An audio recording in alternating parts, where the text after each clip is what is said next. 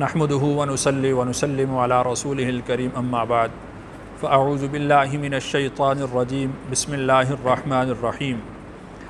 آج ہم سورۃ البقرہ کی آیت نمبر 113 اور 114 پڑھیں گے۔ تو جیسا کہ اس سے پچھلی آیات میں اللہ تعالیٰ نے یہود کی برائیوں کو ذکر کیا تھا، تو ان دونوں آیات میں اللہ تعالیٰ نے یہود کی برائیوں کو بھی ذکر کیا ہے اور ان کے ساتھ ساتھ نصارہ کی برائی کو بھی ذکر کیا ہے۔ یعنی یہ دو ایسی برائیاں ہیں کہ جس میں یہود اور نصارہ دونوں مشترک ہیں، تو اس میں ان دونوں آیات میں اللہ تعالیٰ نے ان کی برائیوں کو ذکر کیا ہے۔ پہلی برائی ان کی یہ ہے کہ یہودی اپنے آپ کو حق پر سمجھتے ہیں، اپنے علاوہ ہر ایک کو جھوٹا قرار دیتے ہیں، اور یہی برائی نصارہ کے اندر موجود ہے کہ وہ خود کو حق پر سمجھتے ہیں اور اپنے علاوہ ہر ایک کو جھوٹا قرار دیتے ہیں۔ یہ پہلی برائی ہے، یہ دونوں میں مشترک ہے۔ اور دوسری برائی جو آیت نمبر 114 میں بیان کی گئی ہے وہ یہ ہے کہ یہود و نصارہ دونوں ایسے طبقات ہیں کہ جو لوگوں کو مسجد میں آنے سے روکتے ہیں، عبادت گاہوں میں آنے سے روکتے ہیں، اور اس کے لیے ظاہری اور معنوی دونوں طرح سے اس کے لیے وہ رخنے پیدا کرتے ہیں، دونوں طرح سے وہ رکاوٹیں پیدا کرتے ہیں۔ ترجمہ دیکھتے ہیں۔ واو کا مطلب اور، قالت کہا، الیہود یہود نے، لیست نہیں ہیں، النصارى نصارہ، علی شیء کسی دلیل پر، کسی بات پر۔ واو کا مطلب اور، قالت النصارى کہا نصارہ نے، لیست الیہود نہیں ہیں یہود، علی شیء کسی بات پر، وہم حالانکہ وہ، یتلون تلاوت کرتے ہیں، پڑھتے ہیں، الکتاب کتاب۔ واقعہ یوں ہوا کہ ایک دفعہ نجران کے عیسائی وہ رسول اللہ صلی اللہ علیہ وسلم کی خدمت میں حاضر ہوئے، اور چونکہ آپ علیہ الصلوۃ والسلام اس وقت مدینہ منورہ میں تھے تو یہود کو بھی پتہ چلا، تو یہودی بھی آ گئے، اور نصارہ کی اور یہودیوں کی آپس میں بحث شروع ہو گئی۔ بحث کا نتیجہ یہ نکلا کہ یہودیوں نے نصارہ کی تکذیب کی اور نصارہ نے یہودیوں کی تکذیب کی۔ یہودی کہنے لگے کہ نصارہ جھوٹے ہیں، اور نعوذ باللہ جو یہودی ہیں وہ حضرت عیسیٰ علیہ الصلوۃ والسلام کی بھی تکذیب کرتے ہیں، انجیل کی بھی تکذیب کرتے ہیں، اور جو نصارہ ہیں یہ کہنے لگے کہ یہودی جھوٹے ہیں، یہ اس بات پر نہیں قائم جس بات پر اللہ نے ان کو قائم رہنے کا حکم دیا تھا۔ تو ان کا آپس میں یہ مکالمہ ہوا۔ اللہ تعالیٰ نے ارشاد فرمایا کہ وقالت الیہود لیست النصارى علی شیء، یہودیوں نے کہا کہ عیسائی جو ہیں، مسیحی جو ہیں، نصارہ، یہ کسی دلیل پر نہیں، ان کے پاس کوئی دلیل نہیں ہے، یہ خام خواہ انہوں نے اپنا ایک مذہب ایجاد کیا ہے، یہ جھوٹے ہیں۔ اور اسی طریقہ سے نصارہ نے یہ بات کہی کہ یہ جھوٹے ہیں۔ اللہ نے ارشاد فرمایا وَهُمْ يَتْلُونَ الْكِتَابَ، حالانکہ وہ دونوں طبقات، وہ سب لوگ وہ کتاب کی تلاوت کرتے ہیں۔ یہودی دیکھیں تورات کی تلاوت کرتے ہیں، اور تورات میں حضرت عیسیٰ علیہ الصلوۃ والسلام کی تصدیق، انجیل کی تصدیق موجود ہے، اور نصارہ جو ہیں یہ انجیل کی تلاوت کرتے ہیں، انجیل کے اندر تورات کی تصدیق موجود ہے، حضرت موسیٰ علیہ الصلوۃ والسلام کی بھی تصدیق موجود ہے۔ تو دیکھیے کہ وَهُمْ يَتْلُونَ الْكِتَابَ، یہ ایک دلیل ایسی ہے کہ جس کی بنیاد پر دونوں فرقوں کو، دونوں گروہوں کو ایک دوسرے کی تصدیق کرنی چاہیے تھی، نہ کہ ایک دوسرے کی تکذیب۔ اب دیکھیے کہ اہل ایمان کا طرز کیا ہے۔ اہل ایمان کا طریقہ یہ ہے کہ تورات کو مانتے، اور تورات جس نبی پر نازل ہوئی حضرت موسیٰ علیہ الصلوۃ والسلام ان کو بھی مانتے، تورات کی بھی تصدیق کرتے ہیں اور اس پیغمبر کی بھی تصدیق کرتے ہیں جس پر تورات نازل ہوئی۔ اسی طریقہ سے انجیل کی بھی تصدیق کرتے ہیں، ایمان لاتے ہیں، اور جس پیغمبر پر انجیل نازل ہوئی حضرت عیسیٰ علیہ الصلوۃ والسلام اس کی بھی تصدیق کرتے ہیں۔ اس لیے کہ ہم بھی قرآن مجید کی تلاوت کرتے ہیں، ہم قرآن پڑھتے ہیں، اور قرآن انجیل اور تورات کی تصدیق کرتا ہے۔ قرآن حضرت موسیٰ علیہ السلام اور حضرت عیسیٰ علیہ السلام کی تصدیق کرتا ہے، تو یہ ہوتا ہے ایمان۔ تو اللہ نے ارشاد فرمایا وَهُمْ يَتْلُونَ الْكِتَابَ، حالانکہ وہ کتاب بھی پڑھتے ہیں، باوجود یہ کہ وہ کتاب پڑھنے کے پھر وہ جھوٹ پر قائم۔ کذالک، اسی طرح سے مراد یہ ہے کہ جس طرح ان دونوں گروہوں میں سے ہر ایک گروہ خود کو سچا کہتا ہے، باقی سب کو جھوٹا کہتا ہے، تو اسی طریقہ سے قال کہا الذین ان لوگوں نے لا یعلمون جو نہیں جانتے۔ قرآن مجید میں اللہ تعالیٰ کا اسلوب اور طریقہ یہ ہے کہ جو اہل کتاب ہیں، یعنی جب یہود کی بات ہوتی ہے، نصارہ کی بات ہوتی ہے، تو اس کے لیے اللہ تعالیٰ اہل کتاب کا لفظ استعمال فرماتے ہیں، یعنی ان کے پاس کتاب ہے، وہ علم والے ہیں اور وہ کتاب کو پڑھنے والے ہیں۔ اور جب مشرکین کی بات آتی ہے یا مجوس کی بات آتی ہے تو پھر اللہ تعالیٰ ان کے لیے الفاظ استعمال فرماتے ہیں لا یعلمون، جو نہیں جانتے، یعنی وہ مشرک، اس لیے کہ جو مشرک تھے مکہ کے وہ بھی کسی مذہب پر نہیں تھے، یعنی نہ وہ یہودی تھے نہ وہ عیسائی تھے، وہ کہتے تھے کہ ہم بس دین ابراہیمی پر ہیں، اور جو بس انہوں نے اپنے بڑوں سے سن لی تھی باتیں تو اس سنی سنائی باتوں پر وہ چل رہے تھے، ان کے پاس کوئی کتاب نہیں تھی۔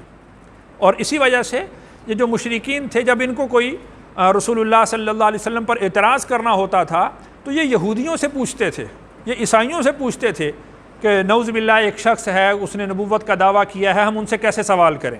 تو یہودی ان کو بتاتے تھے کہ یہ سوال کرو، عیسائی بتاتے تھے کہ یہ سوال کرو۔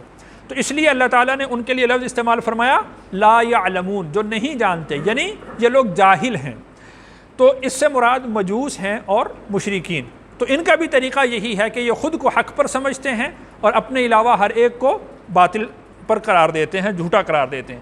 تو اسی طرح کہا ان لوگوں نے جو نہیں جانتے، مثل قولہم، مثل قولہم، ان کی بات کے، یعنی جس طرح ان کی بات ہے ایک دوسرے کی تکذیب، اسی طرح یہ ان لوگوں کی بات تھی۔ فاللہ، پس اللہ، یحکم، فیصلہ کریں گے، بینہم، ان کے درمیان، یوم القیامتی، قیامت کے دن،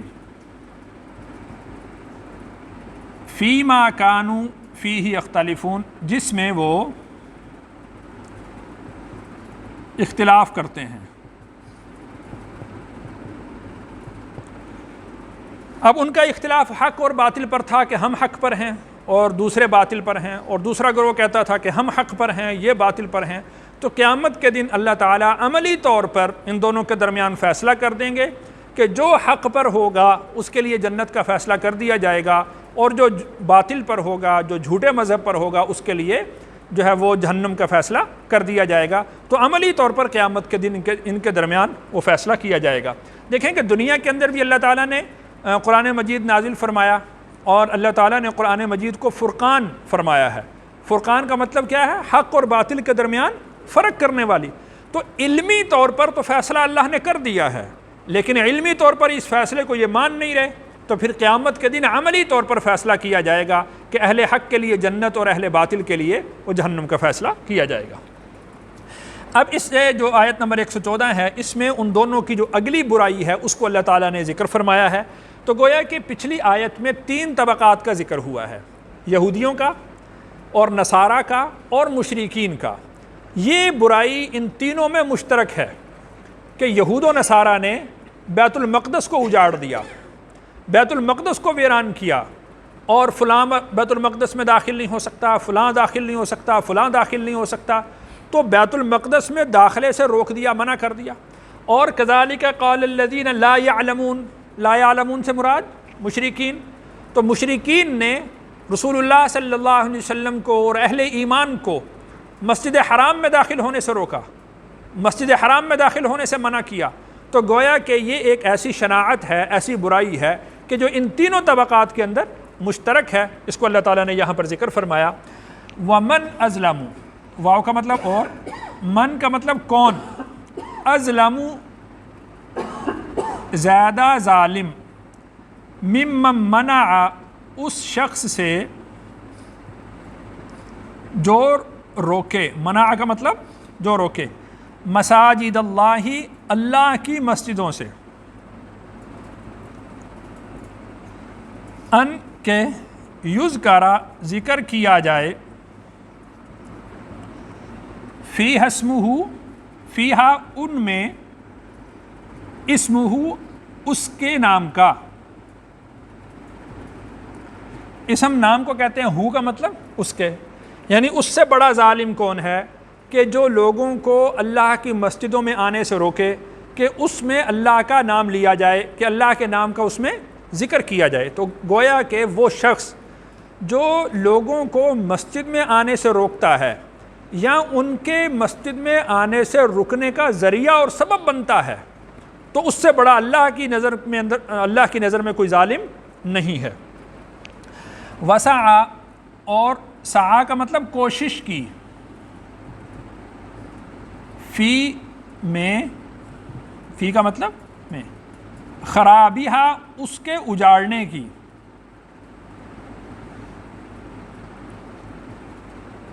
اجاڑنے کی کر لیں اس کا ترجمہ، یا اس کا ترجمہ یوں کر لیں کہ ان کو ویران کرنے کی، یعنی اس کو اللہ کی مسجدوں کو ویران کرنے کی اس نے پوری کوشش کی، اپنے عمل سے، اپنے قول سے، اپنے فعل سے اس نے یہ ثابت کیا کہ لوگ مسجدوں کے اندر نہ آئیں اور مسجدیں ویران ہو جائیں، مسجدیں اجڑ جائیں. اولئک، یہ وہ لوگ ہیں، ما کان لہم، ما کا مطلب نہیں، کانا کا مطلب تھا، لہم ان کے لیے، ان کا مطلب کہ یدخلوہا وہ داخل ہوتے ان میں، یدخلو کا مطلب وہ داخل ہوتے، ہا کا مطلب ان میں، الا مگر، خائفین خوف رکھتے ہوئے.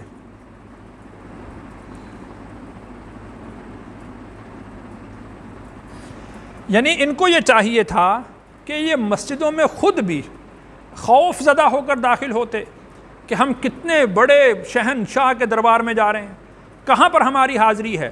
آپ دیکھیے کہ حضرت علی رضی اللہ عنہ کا واقعہ آتا ہے کہ جب اذان ہوتی تھی تو حضرت علی رضی اللہ عنہ کے چہرے کا رنگ متغیر ہو جاتا تھا، بدل جاتا تھا.